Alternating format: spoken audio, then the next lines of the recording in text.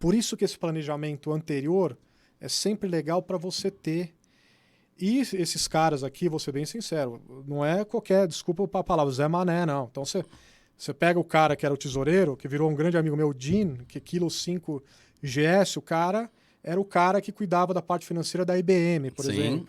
O outro cara era o engenheiro de não sei o quê. São caras, assim, vivenciados, né? E Experimentados. mais do que isso, né? Não adianta ter o dinheiro, ter a logística, ter tudo.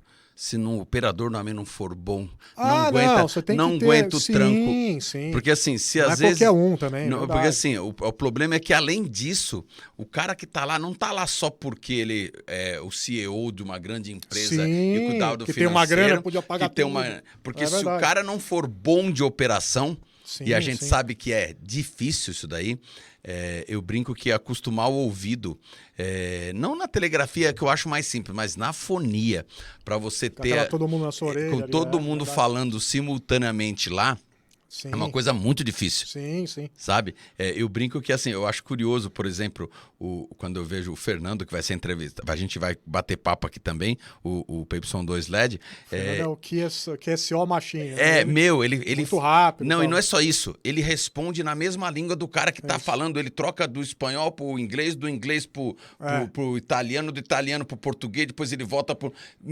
é uma velocidade de raciocínio. Mas desculpa interromper. Não, isso você tocou no Contest, que aí depois vai ser legal. O Fernando vai estar aqui. E são modos de operações totalmente diferentes. Sim. Então, por exemplo, você pega numa expedição, só para como você comentou esse assunto, o que vale é uma cadência. Sim. Porque o que acontece? É o volume, é o ritmo. É o ritmo. Então, às vezes você vai estar... os turnos são de 4 horas no máximo, assim.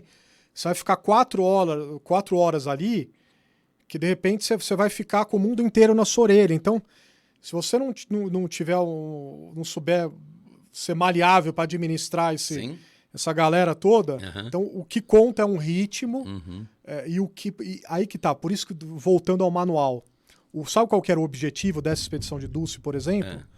Tava lá, o primeiro tópico, conseguir pessoas que nunca falaram com Dulce, era nosso objetivo. Por exemplo, tem gente que nunca falou em tal banda, tal frequência, mas o objetivo principal era proporcionar realmente um contato para quem nunca fez. Sim. Então, tanto é que uma das prioridades era, e assim ficou, sempre tinha uma estação de 20 metros, pelo menos, 24 horas. Não podia ficar ninguém, nem que fosse em FT8 ou um cara lá para proporcionar isso. Então, um contato, não importa em qual modalidade. O cara esquece do cara que quer marcar lá todos os pontinhos, o cara que quer fazer 30 contatos em todos os modos e todas as bandas. É isso. Por isso que eu só entrei nesse negócio que eu comentei que o modo do modelo de operação realmente é um pouco mais cadenciado, que o objetivo é você claro, fazer o maior número de contatos também, mas nessa expedição e as reclamações daquela lá, tipo, olha, o cara não tá falando com o americano. O cara não tá falando com a América do Sul. Não quer falar com a América do Sul porque a gente doou pouco dinheiro. Ele só tá falando com o japonês porque o japonês mandou dinheiro para ele. Ele não tá falando com... a gente que faz DX sabe que a propagação ela tem senões que são inexplicáveis, sabe? É óbvio que a gente também vira antena. Não, e isso, até novamente, desculpa interromper, mas é o papel, que, como você falou, uma expedição não é só feita com os caras que estão lá. Sim. Tem pessoas-chave no mundo inteiro, que são as estações piloto, que a gente chama, e isso funcionou, eu vi funcionando na prática. Lá em Dulce, Banaba também tinha tenda escritório, que era onde lá a gente recebia os e-mails, podia falar por telefone quando pudesse. E lá toda manhã tinha um relatório, o Gene, que eu falei da IBM, eu comentei da IBM porque é um cara que era experimentado nisso, de administrar as coisas, de fazer acontecer. Então todo dia tinha um relatório, tinha uma tela, um quadro negro. Olha, gente, hoje, pelos relatórios que a gente recebeu de propagação também, os relatórios tudo no manual, já estava há anos, assim, como que vai ser a propagação para tais regiões, mas ele de manhã colocava lá, olha, tal horário, quem for o operador, fique atento para uma abertura em 10 metros para a América do Norte ou para a América do Sul, sem fazer distinção de quem é quem. Então isso também é importante, você ter um cara que gerencie isso. nessas expedições, né? E não é só isso, as pessoas têm que entender também, porque assim, acontece muito quando você tem operação, por exemplo, aqui na América do Sul. O brasileiro ele tem que entender que se tem uma operação em South Orkney aqui embaixo, ele está no meio entre South Orkney e os Estados Unidos. Então, às vezes, quando o cara está chamando Only USA, não é porque ele só quer falar com o americano. É um momento específico. É um momento específico, né? Que vai conseguir chegar, porque o brasileiro chega a qualquer horário do dia, em qualquer banda ele chega lá.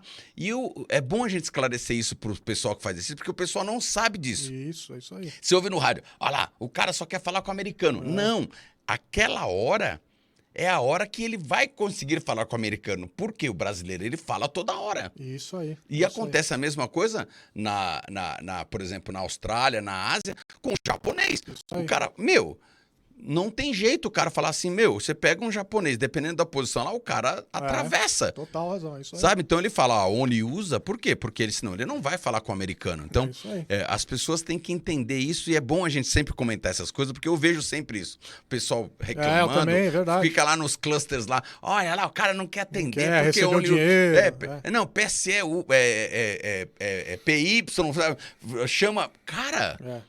Não, ele não vai conseguir chamar naquela hora, ou aquela hora é a única hora do dia que ele teve uma abertura para falar com aquele outro continente ou aquele outro país. É isso. E as pessoas têm que entender. E na realidade, por isso que eu perguntei se tem encheção de saco, porque assim, a gente que está do lado de cá, pelo menos que conhece como funciona, mesmo sem ter participado de uma expedição de verdade, eu acredito que um dia antes de morrer ainda vou participar, sabe? Então eu brinco com as pessoas e falo assim, tem que ter essa visão. Tem. Sabe? E eu brinco porque, assim, eu já tive em Noronha, não é um país tão difícil assim. Não, mas, pô, em Noronha ali você tem os... Não, mas, cara, quando você abria era o mundo... Ali naquela posição que você tá, Noronha, lá, perto lá do Equador... Você ouve todo mundo. Todo mundo, tem uma posição estratégica. Sabe? Porque Cabo Verde, lá, a estação de conteste ali... A D2. Ali, sim. Essa posição você tá no meio de tudo. Então, você tá no meio de tudo. Cara, você tem visada para todos os lados. Sim. Então, cara, e eu falava assim, cara, não dá... E não é sinalzinho, não. Você chegava, cara, lá com... Eu tenho um cara que botou o meu sinal, mostrando no rádio, botou no vídeo do YouTube, eu, sem linear... Chegava pro cara alto e ele chegava estourando também com 5 watts. O cara tava que RP. Sabe? Então, é interessante a gente comentar essas coisas. Você quer falar? Tem algumas fotos aí de expedições para mostrar, meninos? Isso que eu ia falar, gente. Fica aí, vamos mostrar. Pra gente dar uma parada e depois a gente continua no bate-papo? Sim. É isso que eu ia até comentar, gente. Ó, fiquem aí porque tem coisa muito legal aí. É verdade, a gente foi conversando, né? Sim, mas sem pressa, os meninos... Enquanto isso, só curiosidade. Eu lembrei, então, desses pontos das expedições. Para ir numa expedição dessa, mais profissional, você tem que assinar um termo de responsabilidade. É montada uma empresa de responsabilidade limitada lá nos Estados Unidos, por exemplo, para gerenciar tudo. É tudo... O Alex, que deve estar assistindo, tudo dentro do compliance, tudo direitinho. E, além disso, você tem todo um relatório médico que você tem que apresentar se você não tem nenhum problema. E outra coisa, isso é o mais importante, sem um seguro de remoção, você não pode ir nesse lugar. E os mesmos que os mergulhadores usam. Sim. Então você pega, por exemplo, o Dulce, eu preciso ter um seguro, que, claro, lá em Dulce eu não ia conseguir alguém lá me tirar, mas se acontecer qualquer coisa, eu vou pro Tahiti e eu venho um avião me buscar. Sem esse tipo de seguro, como aconteceu várias expedições, acontece alguma coisa, infelizmente, caso de morte, os caras às vezes deixam lá, porque não tem como sair. Sim. Deixa o morto lá, falando sério mesmo. Sim, já aconteceu. Depois... Principalmente em expedições muito antigas, quando não se tinha toda essa estrutura, o pessoal que ia para a parte das Ilhas Antártidas, já aconteceu isso. Sabe? Por quê?